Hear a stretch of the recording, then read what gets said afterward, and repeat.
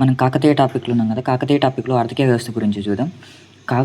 కాకతీయ కాలం నాటి ఆర్థిక పరిస్థితుల గురించి 'ట్రావెల్స్ ఆఫ్ మార్కో పోలో' బుక్‌లో పేర్కొన్నారు. మరి 'travels of Marco Polo' book రచించింది ఎవరు? మార్కో పోలో అని గుర్తుపెట్టుకోండి.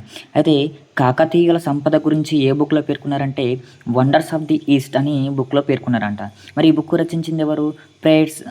ప్రేయర్ జోర్డానస్ అనే పర్సన్ రచించిండంట. అయితే ఆర్థిక వ్యవస్థలో కాకతీయ కాలం నాటి ప్రజలకు జీవనాధారం ఏదైనా ఉందంటే దట్ ఈస్ ద వ్యవసాయం అని గుర్తుపెట్టుకోండి. అయితే వీరి కాలంలో కాకతీయులు వ్యవసాయ భూమిని పరిమాణాన్ని పెంచడానికి 4 ప్రధాన చర్యలు తీసుకున్నారంట. చాలా చాలా ఇంపార్టెంట్ ఇది. ఆ 4 ప్రధాన చర్యలు ఏందో చూద్దాం ఇక్కడ. ఫస్ట్ వన్ చూసుకుంటే అడవులను నరికి వ్యవసాయ భూములుగా మార్చిండంట. అంటే అడవులు నరికేసి వ్యవసాయ భూములుగా మార్చిండంట ఫస్ట్ ఇది. అయితే ఎగ్జాంపుల్‌గా చూసుకుంటే ప్రతాపరుద్రుడు నెల్లూరు, కడప, పలనాడు ప్రాంతాల్లో అడవులను నరికి వ్యవసాయ భూమిగా మార్చిండంట. అయితే ఈ వ్యవసాయ భూమిగా మార్చిన తర్వాత అక్కడ పండించే వరకు 3 సంవత్సరాలు పన్ను మినహాయింపు ఇచ్చిండట. ఎవరు? ప్రతాపరుద్రుడు. అయితే సెకండ్ వన్ చూసుకుంటే నిరుపయోగంగా ఉన్న భూములను సాగు చేసే వారికి పన్ను మినహాయింపు ఇచ్చిండంట. ఎక్కడైతే అసలు పంటలు పండించిన భూమి ఉందో దాన్ని ఎవరైనా యూజ్ చేసుకుంటే పన్ను మినహాయింపు ఇచ్చిండంట. ఆ విధంగా అనమాట. నెక్స్ట్ ఇక్కడ గ్రామాలకి దూరంగా ఉన్న నిరుపయోగ భూములను బ్రాహ్మణులకి, పండితులకి దానం చేసెను. ఆ బ్రాహ్మణులకు, పండితులకు దానం చేయడం వల్ల అక్కడ వ్యవసాయ భూమిగా మార్చిండంట వాళ్ళంతా.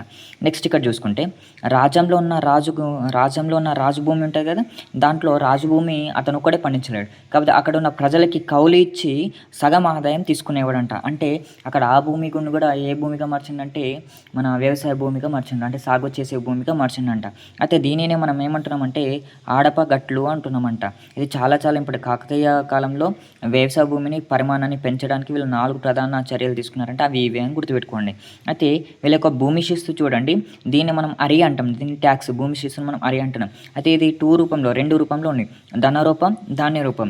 అయితే ధన రూపంలో ఉన్నదాన్ని పుట్టి పహండి అంటాం, ధాన్య రూపంలో ఉన్నది పుట్టి కుంభం లేదా పుట్టి తూము అంటాం అనేసి గుర్తుపెట్టుకో. ఇక్కడ మనం రైతన్నని అరికంటంటాం వీళ్ళపైన విధించే పన్ను అనమాట. అంటే వీరి కాలంలో అయితే పన్ను వసూలు చేసేవారిని మనం ఏమంటున్నామంటే ఆయాకండ్రు అంటున్నాం. రైతన్నని ఆరికండ్రు, మన పన్ను వసూలు చేసేవారిని ఆయాకండ్రు అంటున్నాం అంట, గుర్తుపెట్టుకోండి.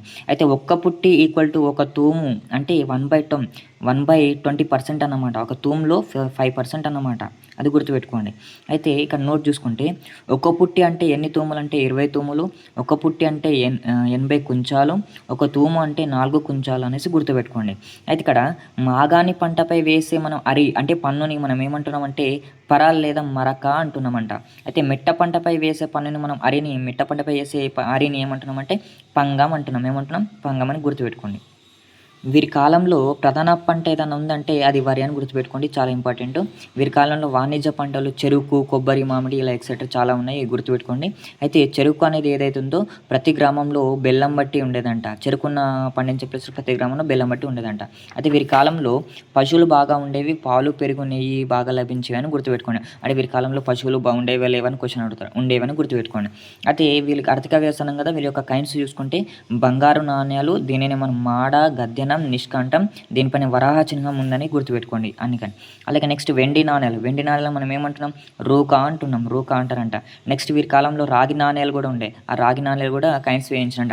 బంగారు నాణ్యాలు, వెండి నాణ్యాలు, రాగి నాణ్యాలు అని గుర్తుపెట్టుకోండి. అయితే నోట్ ఇక్కడ చూసుకుంటే ఒక గద్యనం అంటే ఒక బంగారు నాణ్యం ఈక్వల్ టు 10 రూపాయలు అని గుర్తుపెట్టుకోండి. అంటే 10 వెండి నాణ్యాలు అని గుర్తుపెట్టుకోండి. అది దీన్ని మనం 160 వీసాలు అంటారంట. అద్దుగా అంటే మన రూకాల హాఫ్ అన్నమాట, సగం అన్నమాట.